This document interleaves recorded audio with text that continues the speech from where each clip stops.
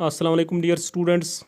आज हम पढ़ेंगे रेक्टेंगल और स्क्वायर में एरिया रिलेटेड सम क्वेश्चंस। में आपने पढ़ा area of rectangle, square, parallelogram, rhombus. यानी जब हम किसी जो हमारी फिगर है उसका हम एरिया निकालते हैं, ठीक है ना, तो उससे पहले हमें एक फार्मूला होती है, ठीक है ना, जो मैंने लास्ट वीडियो में आपको दिखाई formula. For example area of rectangle, ठीक है ना, उसकी फार्मूला क्या है? Length into breadth. Area of square, ठीक है ना, एरिया ऑफ स्क्वायर उसके क्या है? ए इंटू ए, साइड इंटू साइड, ठीक है ना। एरिया ऑफ पैरेललोग्राम वही लेंथ इंटू हाइट, ठीक है ना। इस तरीके से एरिया ऑफ रोम्बस वो है साइड इंटू हाइट।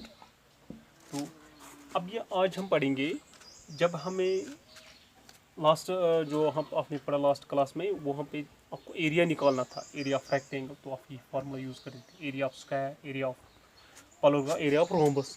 तो इस वीडियो में आप देखोगे, अब हमने आपकी क्या करना है, आपको निकालना है कोई साइड, एरिया दिया हुआ है, ठीक है ना। तो हम आपको यहाँ पे क्वेश्चन दिखाता हूँ। यहाँ पे आपको दिखाना है find the length of rectangle, find the length of rectangle if it is breadth is if it is breadth is 20 meter, ठीक है ना, and area is 200 metre square, ठीक है ना। ये है क्वेश्चन आपको निकालना है find the length of rectangle. इस टाइम आपको लेंथ निकालनी है, ठीक है ना। लास्ट क्लास में मैंने दिखाया था फाइंड द एरिया, थोड़ा सा उसी फार्मूला में है। तो हमारे पास फार्मूला क्या है? Area of rectangle length into breadth. Last time में हमें लेंथ और ब्रेडथ दिया हुआ होता था, ठीक है ना, हमने निकालना था area.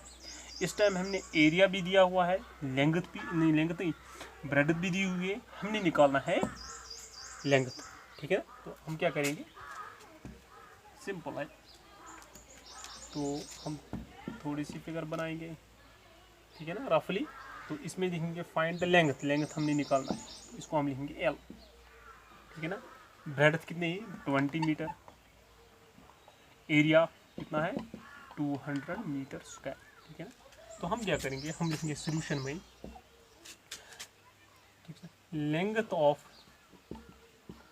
Rectangle, length of rectangle या हम लिखेंगे लेट, क्योंकि हमें ये मालूम नहीं, let length of rectangle equal to L centimetre, ठीक है ना। ब्रेडथ ऑफ रेक्टेंगल दी हुए equal to 20 metre, okay. Area of square, area of rectangle sorry, area of rectangle कितना है?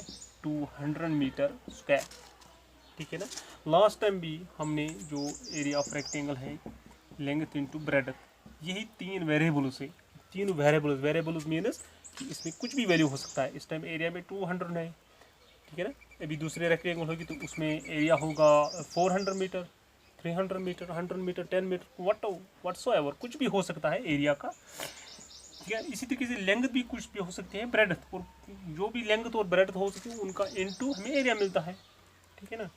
इट मीन्स ये तीनों वेरिएबल्स है ना, इसका वैल्यू हमें पता होता है, मतलब ना इसका वैल्यू फिक्स्ड है, ना उसका वैल्यू फिक्स्ड है, ना इसका वैल्यू फिक्स्ड है। तीनों वेरिएबल्स है, तीनों का वैल्यू कुछ भी हो सकता है। अकॉर्डिंगली लेंथ और ब्रेडथ का वैल्यू जो होगा उसी हिसाब से एरिया होगा, एरिया जिस हिसाब से होगा उसी हिसाब से लेंथ और ब्रेडथ हो सकती है, ठीक है ना। तो अब हम यही फार्मूला फिर से यूज़ करेंगे, हम लिखेंगे वी नो दैट, ठीक है ना। वी नो, मैं यहाँ पे दिखाता हूँ, we know that area of rectangle is equal to length into breadth, ठीक है ना। अब देखिए area of rectangle last time हम ऐसे ही रखते थे, क्योंकि इसका हमें वैल्यू निकालना था, लेंथ का वैल्यू देते थे, ब्रेडथ का वैल्यू देते थे। इस टाइम हमें एरिया ऑफ लेंथ है ना वो दिया हुआ है, कितना है? 200। तो यहाँ पे हम लिखेंगे 200, यूनिट नहीं लिखेंगे, तो लेंथ का क्या लिखेंगे, उसका हमें वैल्यू पता है नहीं, एल ही लिखेंगे, ब्रेड्थ का लिखेंगे 20, ठीक है ना। तो अब देखिए, अब हमारे पास वेरिएबल जो एल है, लेंथ है, वो हमें निकालनी है। इट मीन्स लेंथ के साइड में जो भी टर्म होगी, जो भी उसका कांस्टेंट हो, वो हम ट्रांसपोज करेंगे, ठीक है ना। अब हम शॉर्टकट में क्या करते हैं, हम लिखते हैं यहाँ पे एल रखेंगे, वो 20 और एल के दरमियान क्या है, इनटू मल्टीप्लिकेशन। जब हम 20 को इधर ट्रांसपोज करते हैं वो बनेगा डिवाइड, मल्टीप्लिकेशन डिवाइड बनता है, ठीक है ना, प्लस एडिशन यहाँ पे सब्ट्रैक्शन बनता है, ठीक है ना। तो हम यानी कि 200 डिवाइड बाई 20, उस 20 को हमने यहाँ पे शिफ्ट किया या उस 20 को हमने ट्रांसपोज किया, ठीक है ना। इसके एक दो स्टेप से ट्रांसपोज करने के लिए हम वहाँ नहीं जाएंगे, हम ऐसे लिखेंगे 20 को हमने इधर लाया, जैसे हम आमतौर से पढ़ते हैं। तो 20 को इधर शिफ्ट किया, यहाँ पे इंटू था, यहाँ पे डिवाइड बन गया, यहाँ पे कैंसिलेशन हो जाएगी, 0 और 0 कट, इट मीन 10 से 10 2 ज़ा 10 20 ज़ा, अब 2 1 ज़ा 2 1 ज़ा 2 0 ज़ा, ठीक है ना। इट मीन्स यहाँ पे 10 निकला, वहाँ पे L, therefore L equal to 10। अब यूनिट क्या है, मीटर, तो हम लिखेंगे जो हमने निकालना था लेंथ ऑफ रेक्टेंगल, हम लिखेंगे 10 length of rectangle equal to 10 metre, ठीक है ना। तो ऐसे हम क्या करते हैं, इसी तरीके से हम निकालते हैं स्क्वायर, रोम्बस, पैरेललोग्राम, किसी भी फिगर में जब दिया हुआ होगा, 3 होते हैं ना हमारे पास, एरिया, अभी हम एरिया की बात करते हैं, एरिया, लेंथ और ब्रेड्थ, या लेंथ और हाइट, ठीक है ना। उन 3 में से हमें क्या होता है, 2 दिए हुए होते हैं, एक निकालना होता है। अब स्क्वायर में, ये स्क्वायर और रोम्बस में कि साइड जो होता है ना, साइड पूरे 4 साइड्स बराबर होते हैं, तो उसमें हम ए इंटू ए लिखते हैं, साइड इंटू साइड, या लिखते हैं ए इंटू ए, या लिखते हैं A square, A into A square, ठीक है। अब इस पे एक क्वेश्चन करते हैं, find side of square whose, यहाँ पे देखिए एरिया हमें दिया है, इस जो स्क्वायर है इसका एरिया हमें 100 मीटर स्क्वायर, और जो साइड है वो कोई नहीं दिया हुआ है, वही निकालना है, find the side of square. तो हम क्या लेंगे, सिंपली सॉल्यूशन में दिया हुआ क्या है, एरिया, तो पहले एरिया लिखेंगे, या वो लेंगे, let the side of square is equal to A metre, यहाँ पे यूनिट मीटर है, और क्या है हमारे पास, area of square equal to 100 metre square, ठीक है ना। तो हम लिखेंगे वही नो दैट फॉर्मूला, किसकी फार्मूला, एरिया, ठीक है। इस वक्त कंसर्न है एरिया, एरिया से निकालना है हमें side, area of square is equal to 100 is equal to A square, या साइड इंटू साइड, ठीक है ना। अब हमने क्या निकालना है, एरिया ऑफ स्क्वायर जो है वो है दिया हुआ है 100 इक्वल टू ए स्क्वायर, ठीक है ना। अब यहाँ पे वेरिएबल जो हमारा साइड है ए, इसका एक्सपोनेंट है, इसका पावर है 2, तो उस पावर को अब जब हम ट्रांसपोज करते हैं, वहाँ पे स्क्वायर है तो यहाँ पे स्क्वायर रूट बनेगा, ठीक है ना। ट्रांसपोज करने से वहाँ पे अगर क्यूब होगा तो यहाँ पे क्यूब रूट, ठीक है ना।